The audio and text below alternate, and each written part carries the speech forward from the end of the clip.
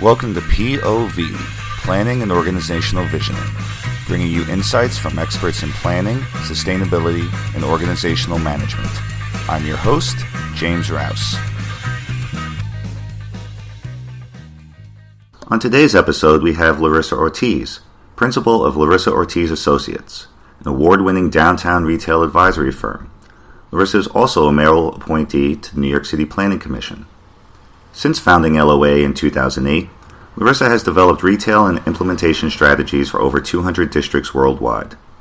Larisa is the author of Improving Tenant Mix, a guide for commercial district practitioners, and Real Estate Redevelopment and Reuse.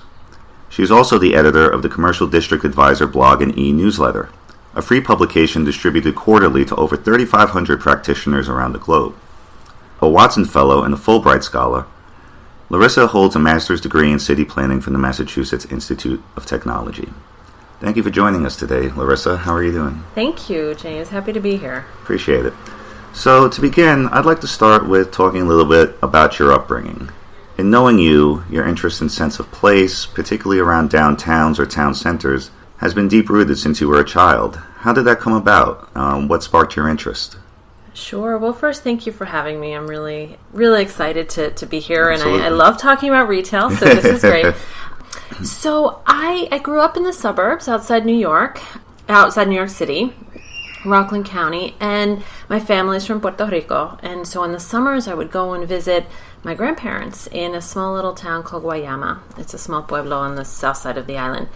And the difference between my suburban experience and my experience in Guayama was just night and day. I went from a place where in the suburbs of Rockland County, I couldn't go to the pizza shop. I was really confined to my neighborhood and the streets surrounding my neighborhood and my friends. And when I went to Puerto Rico, my grandmother would give me a quarter, and she would say, walk around, you can buy some limber, which is like a, Puerto Rican specialty, like an icy in a plastic cup. Sure. And I would go get my cherry limber, and I would walk to the plaza, and this sense of freedom that I had was incredible. And then the history of that place. I was baptized in the church. Oh, okay. On the plaza, and the buildings were 150 years old or so at least.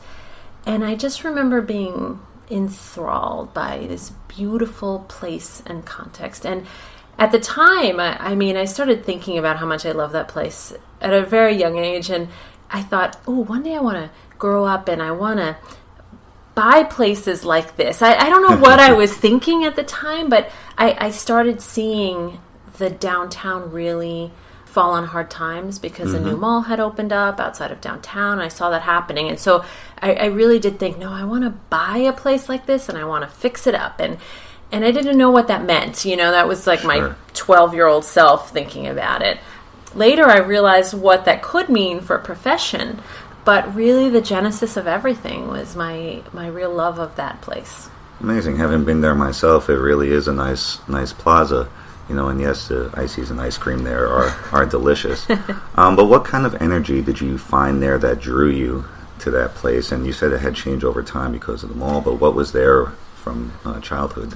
Yeah, it was a place where, you go to the plaza and my grandfather might be sitting there talking to his friends on a bench, and, I might bump into cousins, that were shopping. I could go shopping on my own.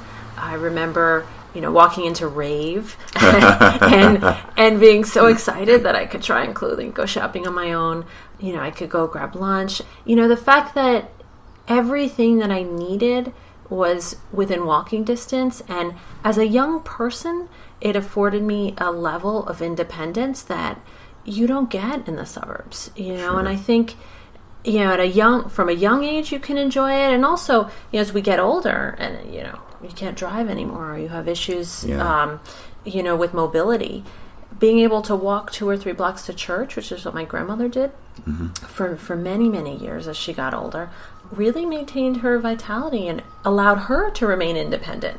So I think, the idea that people, and Gil Peñalosa is the guy who sort of coined the 8 to 80 concept, you can, we should have cities that are equally accessible to people from the age of 8 to 80, that is that place. And I really do think we should be designing places. That's sustainability, right? We should be designing places that enable people to enjoy them from the ages of 8 to 80. Yeah, myself, having grown up in the Bronx in a very urban environment with my grandmother living across the street in the apartment that she lived for 40, 50 years, it just was intuitive for me to be in that environment. And it wasn't until I started seeing the rest of the country how it was different. So it's unique that you had kind of the mirror experience, but you had that exposure as a young person to realize, I feel good about this. I like this. This is what draws me. Absolutely. So you've had an interesting career arc. You've worked at the New York City Economic Development Corporation, Small Business Services, LISC, Jonathan Rose Companies. You're a Fulbright scholar, started your own firm, run your own blog, and now you're on the City Planning Commission in New York City. Needless to say, it seems like you like to keep busy. What drives you towards these experiences? Can you touch upon them a little bit and how they've impacted you both as a person and as a professional? Sure. I think so much of this comes from the passion and desire I have to address that original question. How do we improve cities and places so that they work for people, and we don't necessarily have to be reliant on cars, and we don't, and I think at the end of the day, I've tried to craft a career that has allowed me to look at that seminal question from a whole, from different perspectives. I think about my time at the New York City Economic Development Corporation, where we were working on the South Bronx Greenway Master Plan and the 125th Street rezoning. Both of those were about looking at those communities, thinking about how public policy, how zoning policy interact to maintain a wonderful place to live. I think about my time with Jonathan Rose, who is a phenomenal developer, Absolutely. Who's done wonderful work all around the country. I was drawn to his work because he invested intentionally in urban places. So Denver Dry Goods was one of the projects that, when I was graduating from graduate school, he was known for. And it was a building on the 16th Street Mall in Denver that was an old department store and no one had touched. And he really took that project, and there were something like 23 sources of financing. I mean, he did something incredible and brought it back to life with a mix of uses. And no one thought that was possible at the time. And I was so drawn to that firm because of what they were doing from the private sector perspective. Yeah. So, we have the public sector and the private sector perspective. And then with my work at LISC, the Local Initiative Support Corporation, it was about philanthropy and lending. LISC is the largest community development financial intermediary in the country, and they provide technical assistance and financing for community improvement work, and I ran their national program in commercial revitalization. So it was an opportunity to think about how the nonprofit sector could participate. And so all of it really has revolved around quality of place, around creating communities of choice. And I think over time I've become more interested in, as I become more and more niche, and I have developed sort of an area of expertise around retail, because I've come to really appreciate the role that retail plays in balancing out a neighborhood. And so, as I think about all of these experiences, I do think that they're all related. So for the past 25 years now, I think I've been doing the same thing, just with different hats. Different aspects. Yeah. No, that's really great. And you mentioned sense of place. And do you think, as a country, we grasp that concept in terms of with what you're talking about when your experiences down in Puerto Rico as compared to growing up? Do you feel that we've evolved in any way, just as a country, more towards appreciating the sense of place, or do you feel there's more work that needs to be done? I think that we're at a really interesting inflection point now, and I think we have been for the past 10 to 15 years. There's a tremendous interest in downtowns, and I think it's only gotten stronger. Mm-hmm. And not just downtown urban places. I think, unfortunately, people think downtown is somehow connected only to cities. Our suburbs have downtowns, or, small towns. There are urban places in suburbs. There are urban places in small towns. And I think, we do a lot of work in small town environments. And those communities are so committed to their downtowns, probably even more so than in other places. That is where, the civic heart of their community really comes to life. That is where they do their shopping. That's where they meet their neighbors. And then increasingly, millennials have shown, real interest in being in urban places where, they're not reliant on their cars, or they're not, where they can walk and experience urbanity. And even when they move out to the suburbs, they want to be in small towns where they have that. Sure. So even if you are in a single family home, you've got a sidewalk in front of your home, and you can, walk on that sidewalk to your little downtown.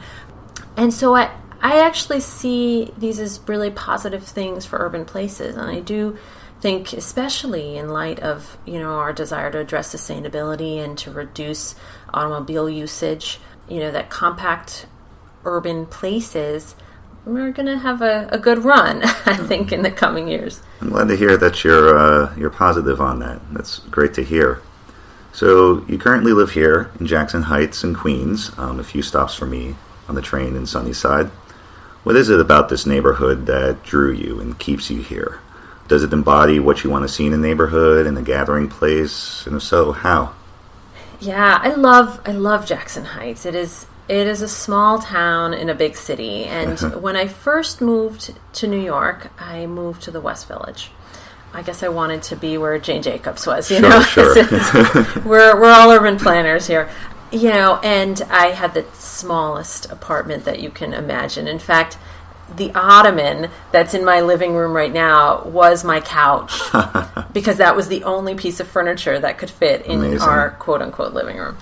And I love that experience. I love that I could walk out the door and I could, grab something at the corner store, my milk, my eggs, that I was in the center of it all. It was very unaffordable, though. Sure. I remember walking to the corner store and getting cereal and milk for breakfast, and I think I spent $15. And then I visited a friend in Queens, and I bought the same things at the local grocery store. And I was shocked that people in New York were paying a lot less than I was paying in the West Village for just staples. And so, and I had a friend here in Jackson Heights, and when I came to Jackson Heights, I felt the same kind of urbanity that I felt in the West Village. The scale, the level of, street retail, it felt really, really comfortable. And then I started looking for an affordable place to live, and I was looking at rents, and I was looking at housing prices or, apartment prices, and realized that for what I was paying in the West Village, I could have a living room that fit a couch, that actually fit a real couch. And so I decided to make the leap, and I'm so glad I did. I mean, this is an amazing neighborhood. We've made, fantastic friends. Every once in a while you hear the airplanes flying over because LaGuardia. Hopefully this microphone is not picking up too much of that. We're near LaGuardia, so, but you don't hear it too often.